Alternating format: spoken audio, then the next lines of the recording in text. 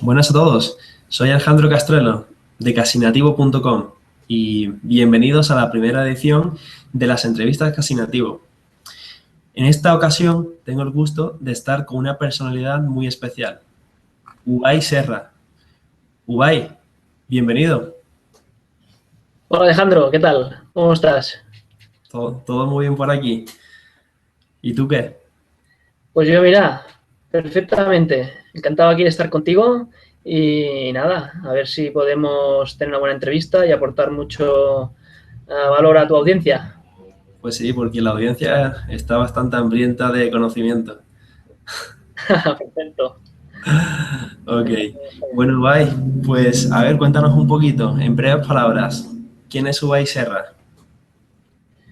Pues en breves palabras, Ubay Serra es un terapeuta, filósofo y viajero empedernido, una persona muy dinámica, con mucho espíritu de aprender, de mejorar constantemente.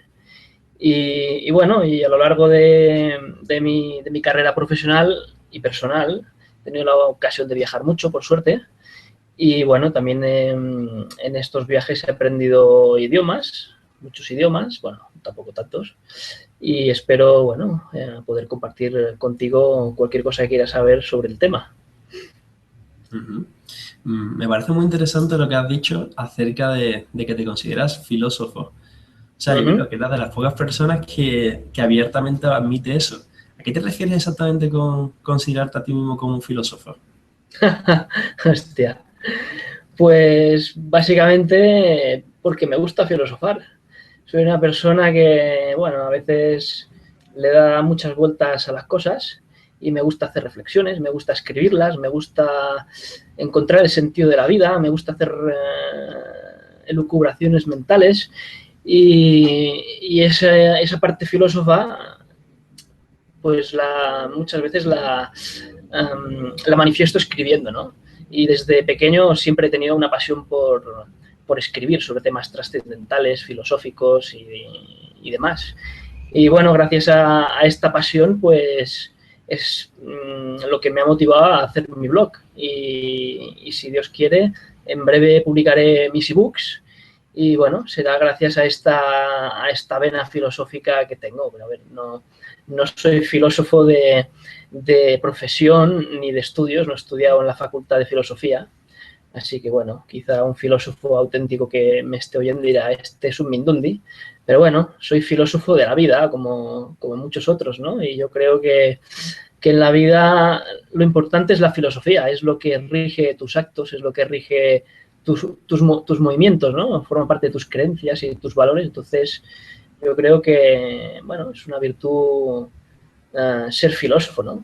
De hecho, todos somos filósofos, pero bueno, en fin, yo me defino como filósofo pues porque es una parte de mí que me gusta y entonces, bueno, la expreso, ¿no? Digamos. Ujú. Genial. Pues si quieres algún día podremos hacer no sé, unos textos filosóficos transatlánticos entre tú y yo. Sí, hombre, cuando quieras. Sí, ya que somos Eso dos no tengo personalidades problema. que nos gusta mucho el conocimiento y el entender el funcionamiento del mundo, como yo le digo a mis amigos. Exactamente, exactamente. Entonces, me gustaría preguntarte, ¿cuándo fue para ti, güey, la primera vez que sentiste que tenías que recorrer el mundo? Ajá.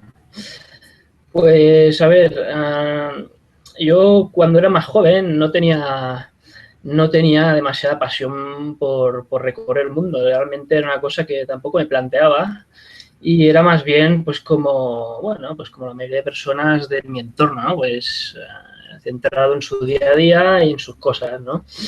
Y bueno, yo cuando estaba acabando mis estudios de educación física, se me abrió la posibilidad de hacer un viaje de fin de carrera, ¿no? Entonces se decidió ir a Cuba una semana.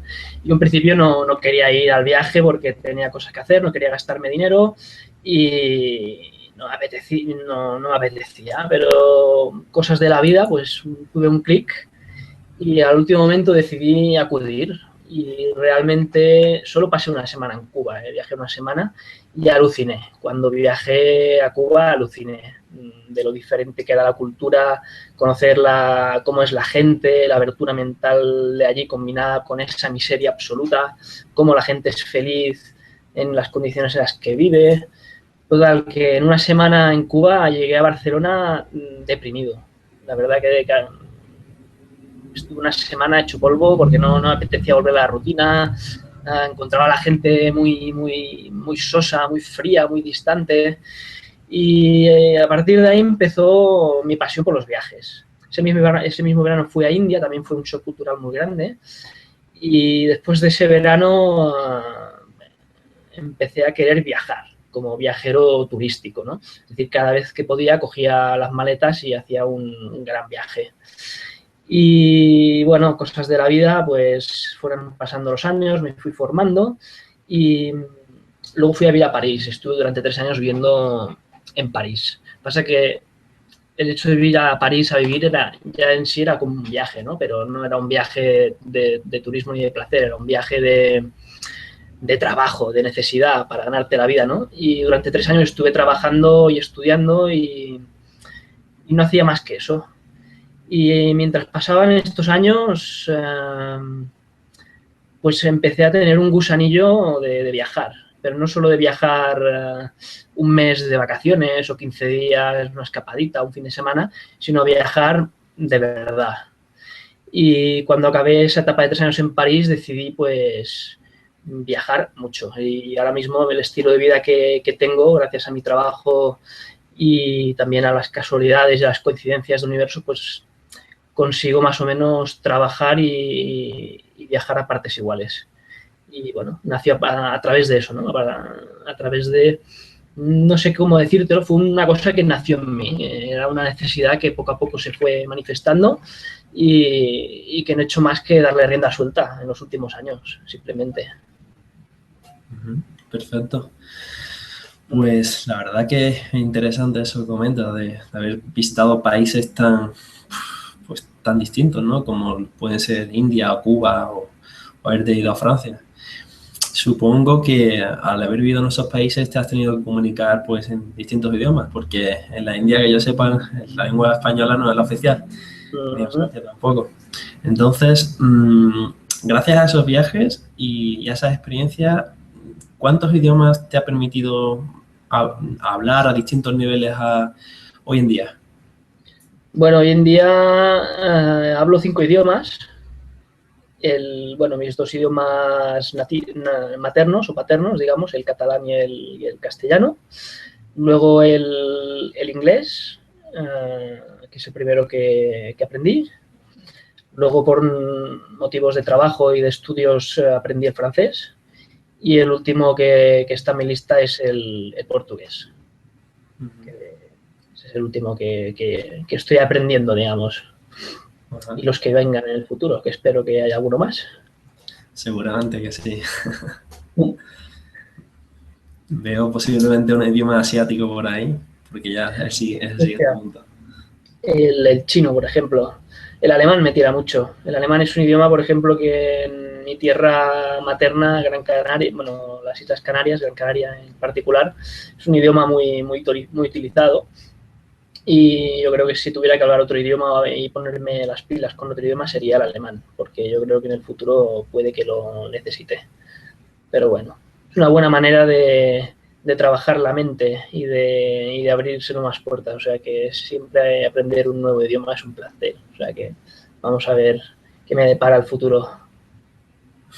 Pues sí. Bueno, si te pones con alemán, pídeme consejo, que yo últimamente lo he estado estudiando también. Y es una lengua bonita, muy estructurada, que tiene mucho orden y si te gusta el orden, posiblemente te guste el alemán. Así que, bueno, guay. ¿En qué nivel más o menos te manejas en cada uno de los idiomas que hablas? Ajá. Pues mira, esa pregunta me gusta bastante, porque muchas veces durante mis viajes he conocido a viajeros que hablan idiomas, o a veces hablando con amigos sale el tema, ¿no? ¿Cuántos idiomas hablas? Y siempre te encuentras gente que habla tropecientos idiomas. Y bueno, hoy día cualquiera que esté en las redes sociales pues ve gente que realmente habla 8 o 9 idiomas y los habla bien, ¿no? Esos son casos excepcionales. Pero mucha gente que dice hablar idiomas, luego empiezas a rascar un poquito en la superficie y te dicen hablo 6 o 7 idiomas y lo hablan pues a un nivel muy básico, ¿no? Y yo, hostia, pues esto es chapurrear y decir, tiene 4 nociones, ¿no? Pero bueno, en fin. Pues sí, a ver, los idiomas que hablo, los dos nativos a nivel nativo, el inglés lo hablo bastante bien. Yo acabé de estudiar inglés cuando tenía 16 años. Y eso fue más que nada por la insistencia de mi madre, que tenía la obsesión ahí con el inglés y entonces me puso a hacer inglés desde pequeño. Luego ya más adelante, si quieres, te cuento un poco cómo fue el proceso. Sí, cuéntanos. Y ¿quieres que te cuente un poco cómo fue el tema del inglés? Sí, cuéntame Pues acerca de eso. el inglés fue el primer idioma que aprendí, ¿no? Porque mi madre, como te digo, tenía una obsesión ahí con el inglés que le agradezco, ¿no? Cuando era pequeño, pues era como, joder, ahora me tengo que poner a la academia, pues a los 7 años me puse en una academia y, bueno, muy básico, 1 hora a la semana y tal, y bueno, estaba bien, me lo pasaba bien, pero a veces, bueno, me costaba ir un poco, ¿no? Y luego, pues, cuando tenía 11 años, pues siguieron con el bombardeo del inglés y claro, yo no lo veía como una cosa, lo veía casi como una obligación. Realmente es un privilegio poder ir al extranjero. Pues me mandaron un mes a Inglaterra, tenía 11 años y lo hice durante varios veranos. Entonces, yo ya con 15 años tenía un buen nivel de inglés, me desenvolvía bastante bien.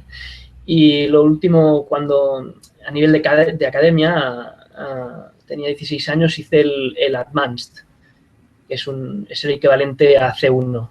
Supongo que la clasificación del nivel sigue vigente, la de A1, A2, B1, B2, C1, C2. Son 6 niveles, pues acabé con el C1. Luego ya no estudié más inglés en academia, pero no dejé nunca de aprenderlo, porque el inglés es una cosa que si viajas, si ves la televisión, siempre estás mejorándolo, ¿no? Entonces, en mi caso, nunca he dejado de estudiarlo y yo creo que he seguido mejorándolo.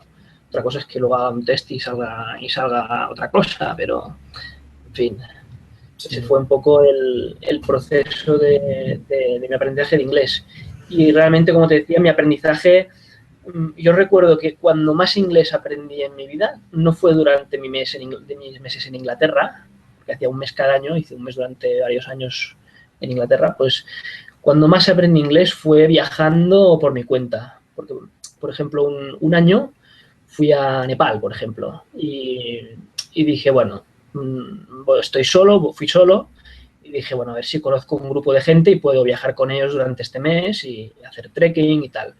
Y coincidí con 3 americanos, bueno, un canadiense, un americano y otro americano de origen nepalí. Y ese mes fue como el mejor curso de inglés que he hecho en mi vida, porque estuvimos todo el día hablando en inglés durante todo el día, durante un mes, y además era gente que era como amigos, ¿no? Entonces les preguntaba constantemente palabras, vocabulario. Yo que soy un poco obseso de estas cosas, pues tenía mi libretita, ¿no? Yo soy el obseso de la libretita y siempre que había una palabra, pues la preguntaba, la apuntaba y aprendí muchísimo, ¿no? Entonces, como este viaje ha habido muchos y, bueno, es una mejora constante. Hoy día sigo aprendiendo inglés cada día, sobre todo con el TDT, ¿no? Que puedes poner ahora el idioma que quieres, siempre lo veo en versión original, que antes no tenía la costumbre de hacerlo. Entonces, el inglés está presente siempre. Si quieres, lo puedes mejorar constantemente. Desde luego. Y eso, bueno, lo digo mucho en el blog a la gente que está bien, o sea, que te apuntes a una academia si al principio, si no tienes mucha idea y piensas que el profesor te va a orientar o hay una estructura que te puede servir, siempre dependiendo de los intereses y tus necesidades pues particulares, ¿no? Pero creo que a partir de un nivel, tipo nivel intermedio, intermedio alto, nivel incluso alto, es bueno ya salir de la zona de confort y ponerte en situaciones en las cuales tengas que hablar con personas que sean nativas. O sea, que sea el único idioma que puedo manejar. Y como tú hiciste en Nepal, pues claro, ese es el mejor aprendizaje, porque es un aprendizaje real, con expresiones de las personas que están utilizando en sus casas, en Estados Unidos o en Canadá, cosas que se salen un poco del aula, y además que ese es el aprendizaje, pues ya te digo, de la vida cotidiana y el que yo considero que es más importante. No, totalmente, sí. Mm. Sí, porque además aprendes un inglés no académico, aprendes un inglés real. Es decir, con cosas que a ti te interesan, preguntas lo que te interesa a nivel de amigos, ¿no? Si estás con un grupo de amigos o de colegas, y aprendes las cosas que realmente se usa, aprendes expresiones de slang, digamos, de argot. En fin, sí, como tú dices, para mí es el mejor aprendizaje, está claro. Porque el idioma académico, sí, está muy bien, pero no es el idioma real que tú hablas en un país. O sea, te da las bases, pero si quieres realmente conectar con la gente y hablar como la gente habla, pues tienes que hablarlo como la gente lo habla. Entonces eso no hay mejor forma que estar con gente del país y tener un contacto directo con la gente de allí, ¿no? Digamos. Pues sí, y eso que ni siquiera nos hemos metido en dialectos, que si ya hablamos cómo habla, por ejemplo, una persona de Cataluña, cómo habla un andaluz, un canario, ya las cosas cambian muchísimo. Totalmente. Sí, a ver, por ejemplo, yo a veces he oído entrevistas a ingleses del norte de la zona de Liverpool, por ejemplo, y no entiendo ni papá. O sea, para entender a ese dialecto, entre comillas, pues tienes que entrenar el oído y cuesta mucho, ¿no? Y lo mismo sucede, pues, a lo mejor con un escocés o con un... Necesitas una adaptación, ¿no? A cada dialecto. Sí. Claro. A mí me han dicho que funciona muy bien el tomarte pintas de Pale Ale allí en las tabernas inglesas. Sin duda. Y bueno, bye. Que entonces, en el resto de los idiomas, me has comentado acerca de inglés, pero sé que hablas también francés y bueno, estás aprendiendo Sí. portugués. ¿Qué nivel tienes en esos idiomas? A ver, el francés realmente no tengo ninguna certificación oficial, y yo me acuerdo que, a ver, el francés empecé a estudiarlo a los 23 años. Y precisamente la historia es un poco rocambolesca, porque, bueno, si quieres voy al grano, porque si no ahora me voy a enrollar con el proceso de aprendizaje. Sí, Cuéntame cuéntame ¿vale? directamente. Porque cuando empiezo a enrollarme no paro. Bueno, pues yo cuando fui a Cuba me encantó, ¿no? Entonces quise aprender otra lengua. Y inicialmente quise aprender el portugués porque Brasil era un país que me atraía muchísimo. Y bueno, cuando me fui a apuntar a la academia, no sé por qué motivo decidí apuntarme a francés, sin ninguna idea de irme a Francia. Entonces me apunté a francés y estuve haciendo 3 años de academia. Y al final de los 3 años me saqué el nivel quinto, sería un equivalente a C1. Y a partir de ahí me fui a vivir a Francia.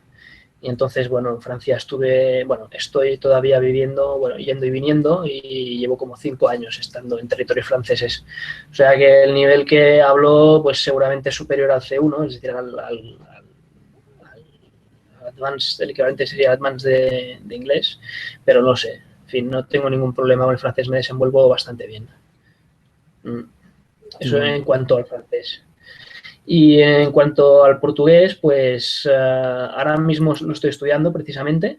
Empecé a estudiarlo en 2009, precisamente, y he ido haciendo cursos. Estamos ahora en 2016. Pues he ido haciendo cursillos durante los años. Y ahora mismo estoy en sexto nivel, que es decir, es el más alto. Y a finales de abril voy a hacer un examen oficial para que me certifiquen el nivel. Es un examen que se llama CELPEBRAS, y no es de un nivel concreto, sino que, bueno, te dicen qué nivel tienes. O sea que vamos a ver qué nivel tengo. En principio espero que sea bastante alto, y si no, pues nada, a seguir aprendiendo, ¿no? Eso no se acaba nunca tampoco. Desde luego. Bueno, si tienes todo el horizonte temporal de tu vida para aprender el idioma, no tienes mucha prisa. O sea que yo creo que es muy importante no meterte presión a la hora de aprender un idioma, porque esa presión puede ser totalmente contraproducente. te creas Sí. como una necesidad demasiado vital y te bloqueas. Sí, sí. Eso en los idiomas y en cualquier cosa que hagas en la vida. La precipitación te bloquea totalmente. La mente, a veces el cuerpo e incluso el alma. O sea, que está claro que las prisas no son buenas. Sí. Estoy totalmente de acuerdo contigo. Hablando del Pero a alma. veces no tiene más remedio, ya lo sabes, ¿no? A veces dices, bueno, oye, me quiero ir a trabajar en un año a Inglaterra. Entonces, bueno, pues a veces no queda más remedio, ¿no? Como muchas cosas de la vida, tienes que hacer ahí un sprint y hacer lo que puedas. Pero bueno, en ese caso tienes que hacer meditación, un poquito de relajación e intentar llevar la presión esa a lo mejor que puedas, ¿no? Para que no te bloquee tanto a nivel de aprendizaje. Pero bueno. Bastante buen consejo.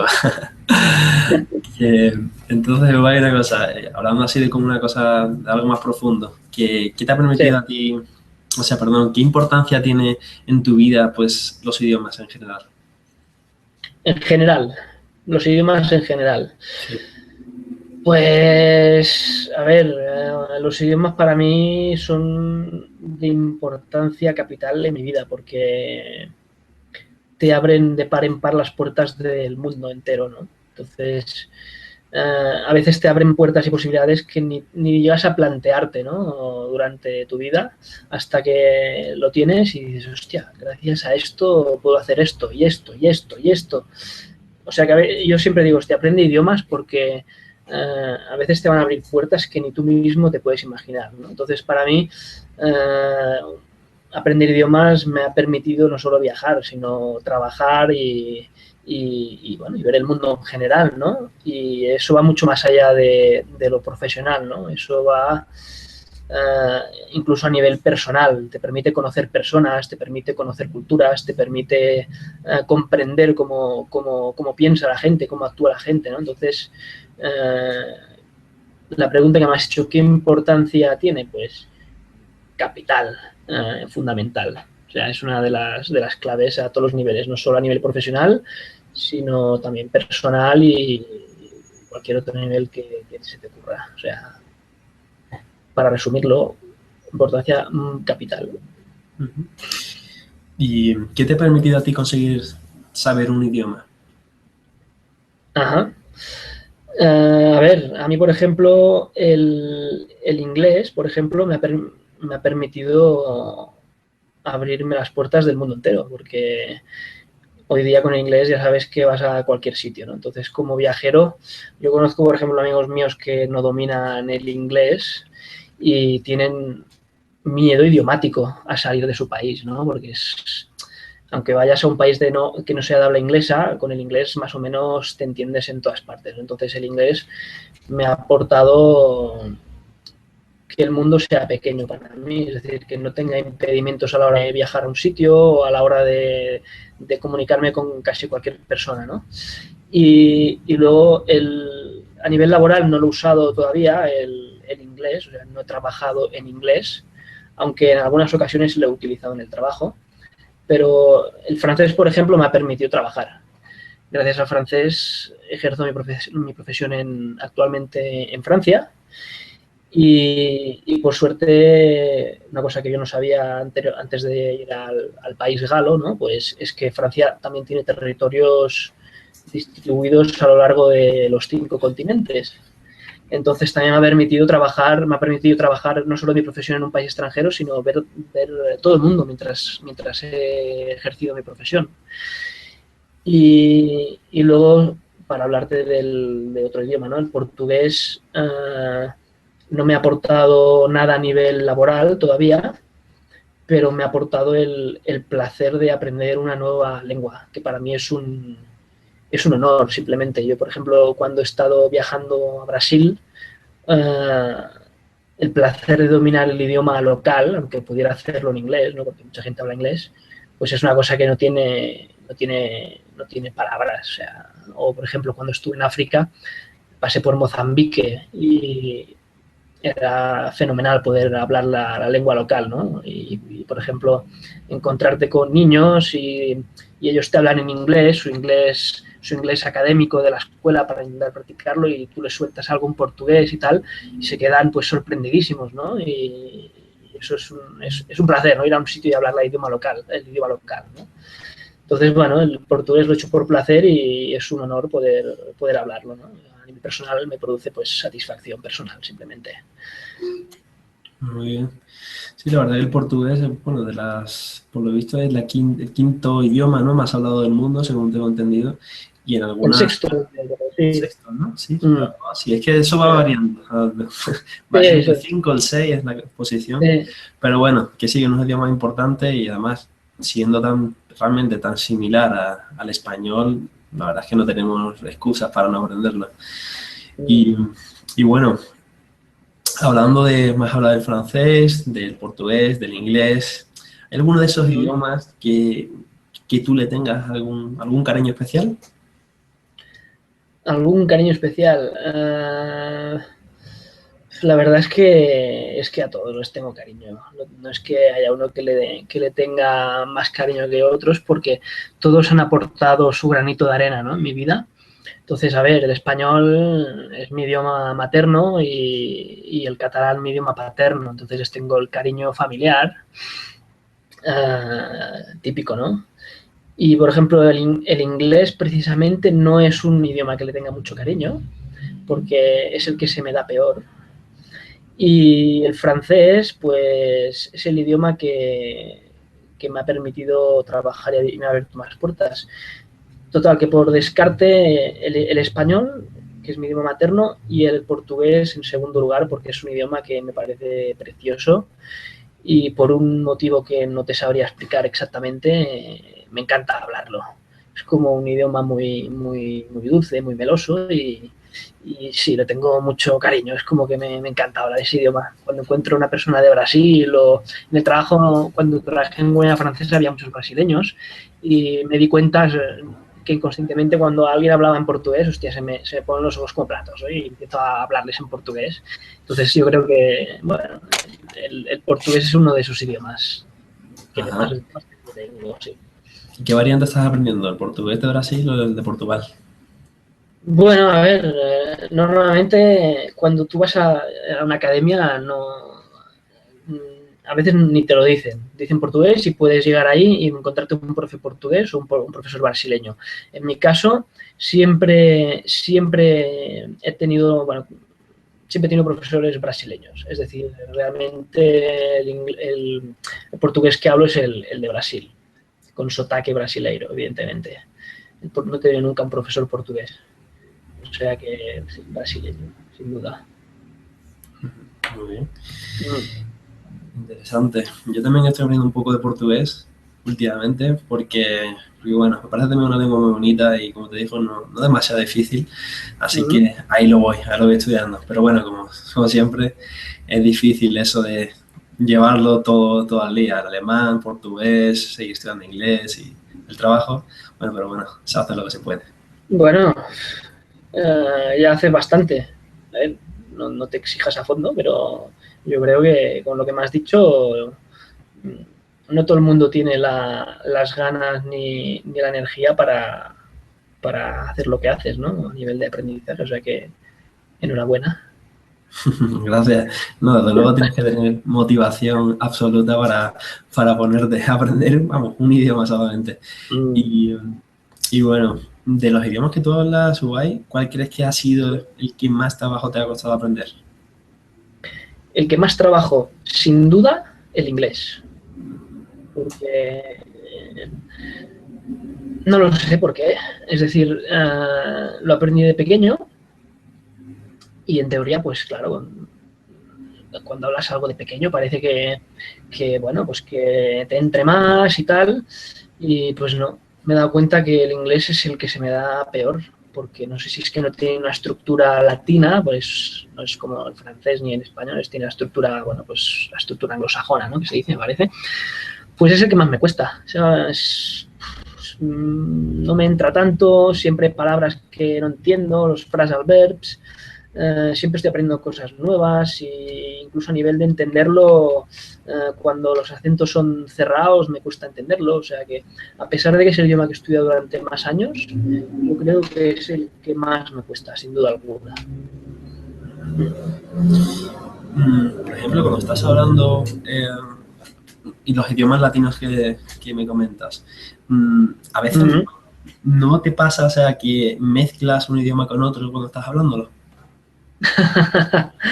Hostia, ahora que lo comentas, cuando, cuando empecé a aprender francés, y eso le pasa a mucha, bueno, a lo mejor le pasa a todo el mundo que aprende dos idiomas, ¿eh?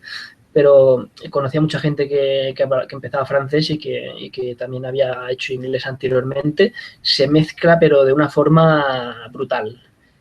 Es decir, no sé si la zona del cerebro está compartida, ¿no? No sé por qué motivo, pero sí, mezclaba mucho los idiomas. Sí, sí, totalmente. Es una cosa que sí, luego con el tiempo, supongo que a medida que vas asentando el idioma, ya no me ha pasado más. Ya es como que en mi cabeza cada idioma está en un sitio determinado y ya está, no hay tanta mezcla. Pero sobre todo en etapas iniciales de aprendizaje, hostia, brutal cómo llegaba a mezclar las cosas, sí, efectivamente. No sé si eso está estudiado, tienes conocimiento o explicación científica de este fenómeno, porque me has preguntado por algo, pero ciertamente me ocurrió sobre todo con el inglés y el francés en etapa inicial de aprendizaje, sí. Es que sí, es que bueno, es una pregunta que se me acaba de ocurrir porque visto como las lenguas latinas tienen, bueno, son de origen latino evidentemente, tienen tanta similitud entre ellas que es rarísimo realmente que no mezclen las palabras, sobre todo si las has aprendido casi tantas de ellas al mismo tiempo, no sé. Hombre, evidentemente aprendiste catalán y español o castellano cuando eras pequeño y conforme fuiste avanzando, pues introduciste el francés y otros, el portugués y eso paulatinamente. Por ejemplo, no creo que tengas como ningún problema a la hora de diferenciar, ¿no? El catalán y el castellano. No, no, en absoluto. No, en absoluto. Y luego yo mezclaba el inglés y el francés, que son de raíces diferentes. O sea que en teoría no tendría que dar eso a lo mejor, pero lo mezclaba igual. Y sí, por ejemplo, lo que has comentado, al hablar catalán, por ejemplo, para mí el francés ha sido más fácil porque es como un idioma intermedio, ¿no? Entre el castellano y el francés hay el catalán, ¿no? Entonces la gente catalano parlante tenemos más facilidad, ¿no? Yo creo con el francés.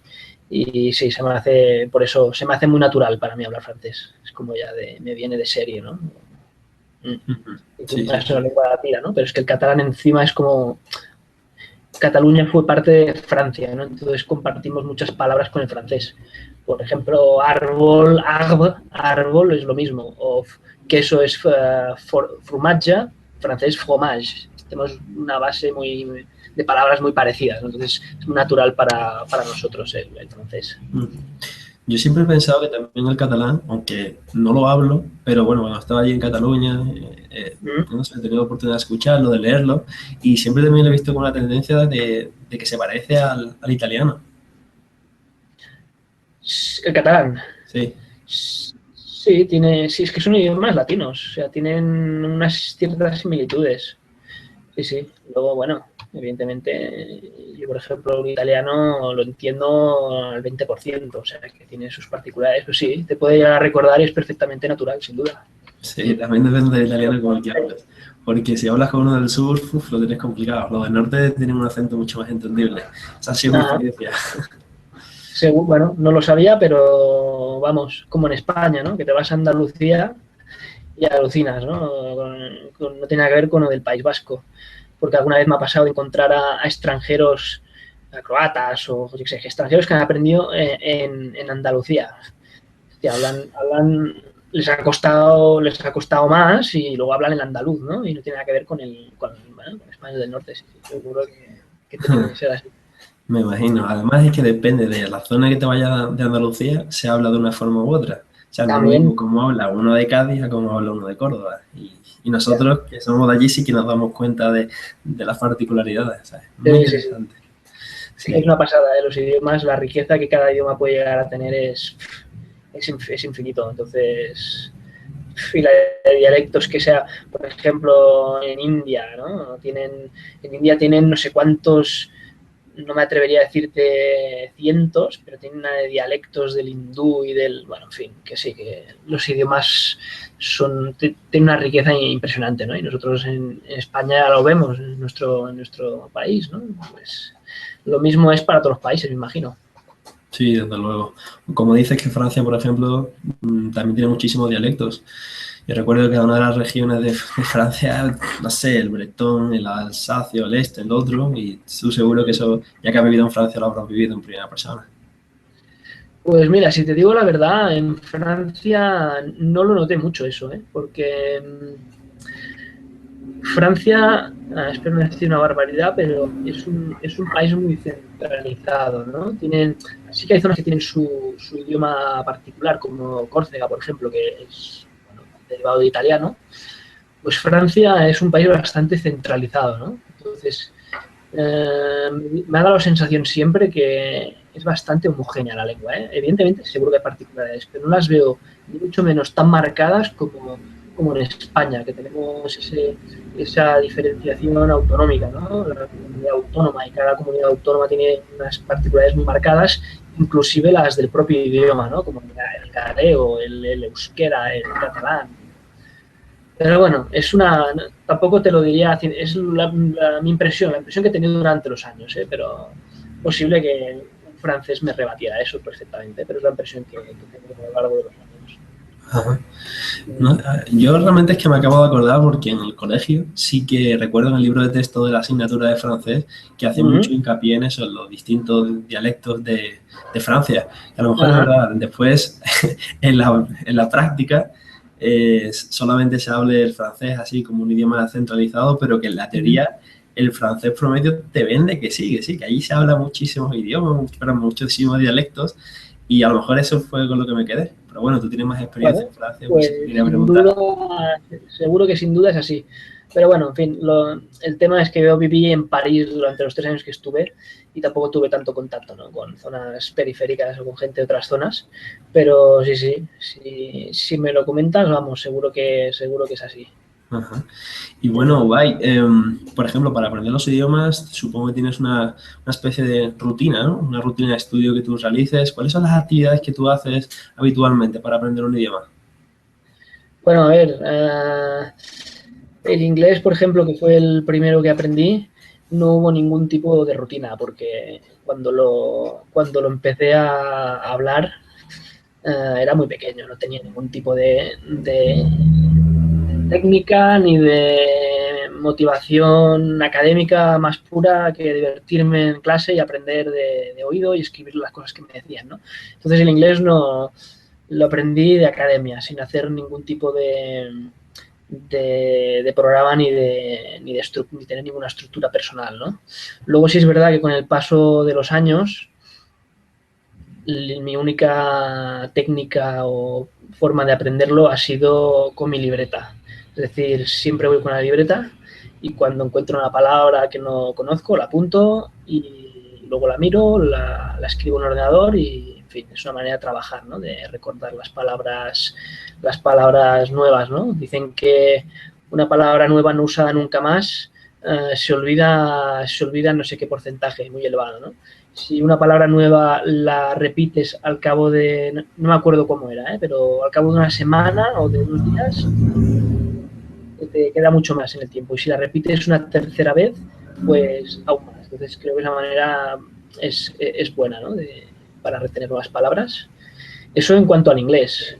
Luego, el francés fue ya un poco diferente, porque lo aprendí más mayor, empecé a estudiarlo a los 23 años y bueno, ya tenía un sentido académico más desarrollado, ¿no? Porque ya era estudiante universitario y tenía ya mis rutinas de estudio. Entonces el francés, aparte de la academia, ya estaba más motivado, ¿no? Entonces hacía un trabajo más allá de la academia que me enriqueció bastante y me ayudó bastante en el aprendizaje. Por ejemplo, yo soy un poco amante de la gramática, me gusta la gramática, es lo que todo el mundo odia. Entonces me compré unos libros que recomendaron de gramática francesa y iba haciendo ejercicios. Siempre que podía hacía algunos ejercicios, tenía también mi libretita de conjugaciones y siempre que tenía alguna duda pues consultaba, Entonces aprendí a conjugar bastante bien.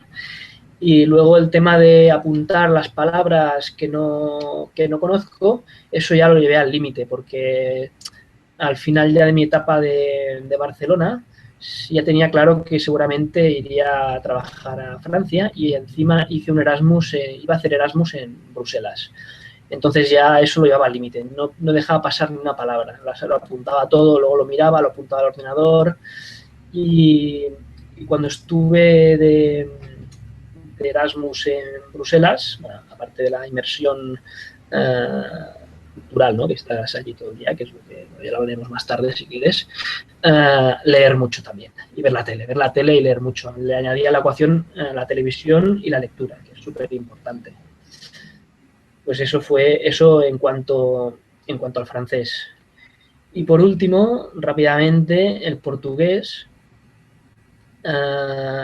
Pues ya es como que ya he avanzado un poquito en mi proceso, ¿no? Y es como que ya tengo más conocimiento de causa y aplico más, soy más consciente y más sé las cosas que van mejor, ¿no? Para aprender un idioma o es la impresión que tengo.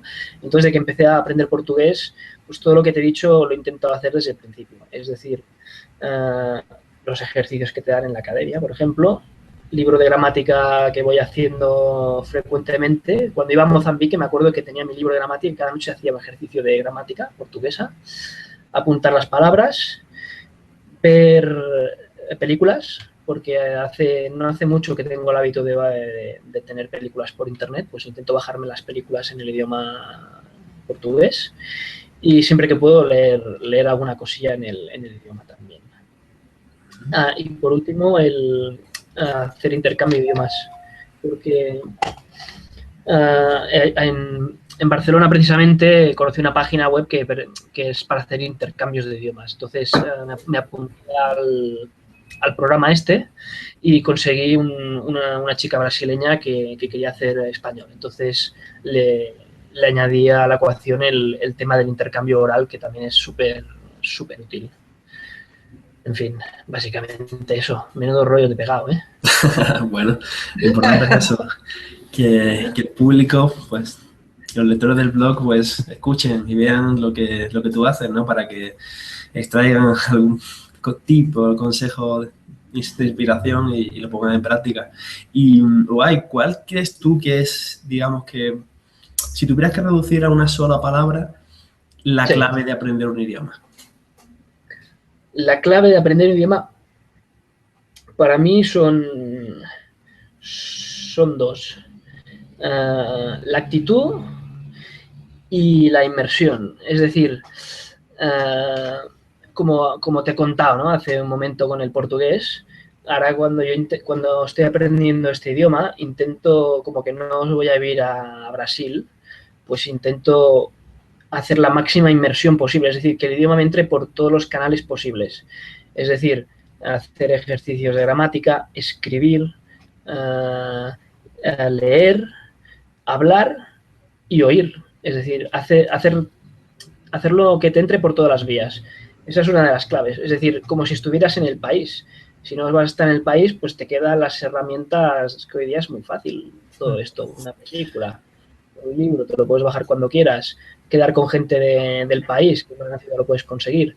Pues una inmersión simulada, digamos, ¿no? Entonces, si tú ya vas al país, pues eso ya lo tienes garantizado, no tienes que hacer ningún esfuerzo, porque si vas a leer algo, te caerá en el idioma local. Si vas a ver la televisión, te caerá en el idioma local. Si hablas con gente, pues intentar transportar la experiencia del país a tu propio país, ¿no?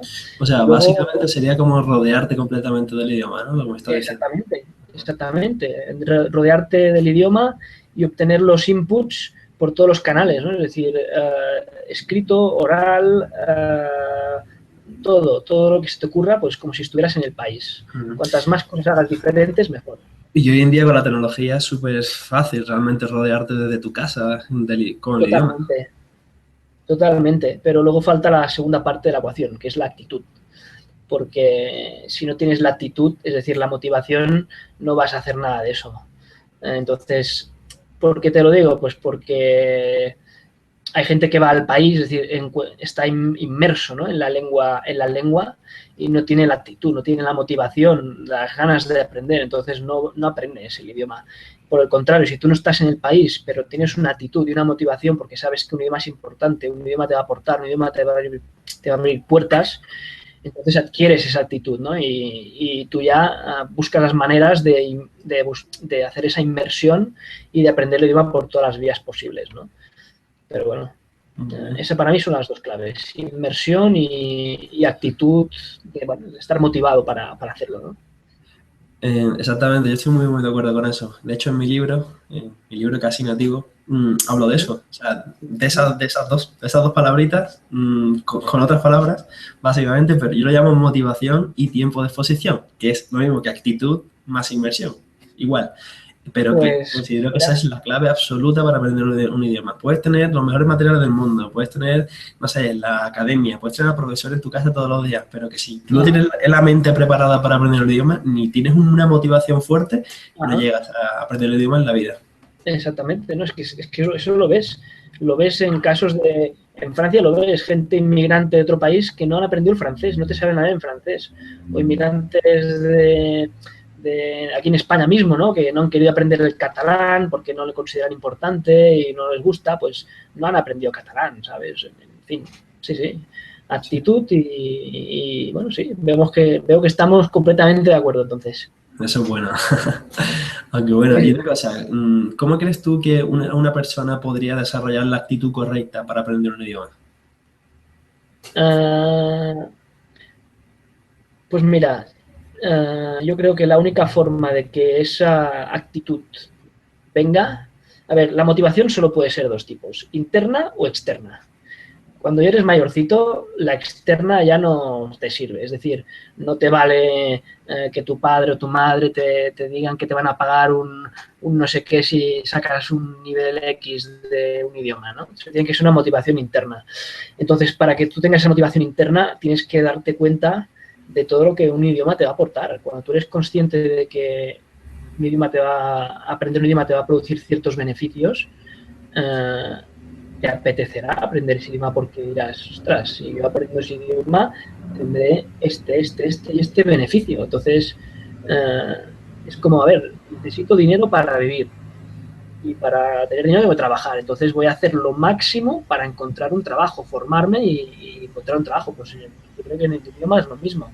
Soy consciente de lo que te va a aportar a tu vida y si realmente lo que te aporta es una cosa que necesitas, la motivación va a nacer de ti, ¿no? Si no, no hay otra manera de motivarte. En fin, es mi opinión personal, ¿eh? ¿Y qué le recomendarías a alguien que estuviera empezando un idioma? ¿Qué le recomendaría? Pues le recomendaría, bueno, si quiere empezar en idiomas porque ya tiene una motivación, ¿no? Entonces, le diría lo mismo que te he dicho antes, ¿no? Que se motive, que, que no olvide nunca los motivos por los cuales quiere empezar a aprender ese idioma, porque seguramente sabe que un idioma le permitirá viajar, le permitirá trabajar, le permitirá conocer otras personas, otras culturas, que nunca pierda eso de vista, porque lo mantendrá motivado. Y lo segundo, pues que haga una inmersión, es decir, que busque contacto con ese idioma en todos los canales posibles. Primero, porque se lo pasará mejor y segundo, porque verá que progresa de forma mucho más rápida. Es decir, hace ejercicios, un día ve una película o cada semana ve una película, lee algo, queda con gente del país, busca un intercambio, o sea, haz variedad de actividades y una más, utiliza tu idioma como excusa para viajar e ir al país donde se habla ese idioma, porque te lo pasarás bien, harás un viaje de placer o de trabajo, por ejemplo, y ahí te darás cuenta de lo satisfactorio que resulta hablar ese idioma, porque verás que todo el esfuerzo que has dedicado te sirve para algo, es decir, para poder hablar con la persona, poder comprar el billete de metro, para poder pedir comida cuando tienes hambre. Y entonces dices, joder, qué bien poder hablar mi idioma. Y eso es como retroalimentación positiva, ¿no? Dices, hostia, que bien vuelves a tu país más motivado y viendo que lo que has hecho es útil, ¿no? Y bueno, podrás viajar en otra ocasión o incluso animarte a buscar un trabajo o lo que sea que estés buscando, ¿no? Esos son los dos consejos. Perfecto, muy, muy bueno. O sea, proactividad, actitud y inversión. Totalmente. Genial, genial. Pues la verdad que, bueno, ha sido un placer aquí tenerte, guay. Y Ujú. bueno, para ir terminando la entrevista, ¿dónde podemos encontrarte en internet, guay? Pues mira, si queréis encontrarme en la web, ya sabéis que tengo un blog personal que se llama viajealasencia.com, todo junto, viajealasencia.com, y allí pues no comparto el nicho de idiomas, eso te lo dejo para ti, que eres el experto y el especialista. Yo lo que comparto por internet son mis viajes y mis recursos de autoayuda y de desarrollo personal, es decir, la parte de filósofo que comentaba al principio, pues ahí le doy rienda suelta. Ahí me podéis encontrar cuando queráis y echarle un vistazo a mi blog. Ok, pues nada, muchísimas gracias por la entrevista, guay. La verdad, ha sido todo un placer tenerte por aquí. El placer ha sido mío y nada, hasta la próxima. Hasta pronto.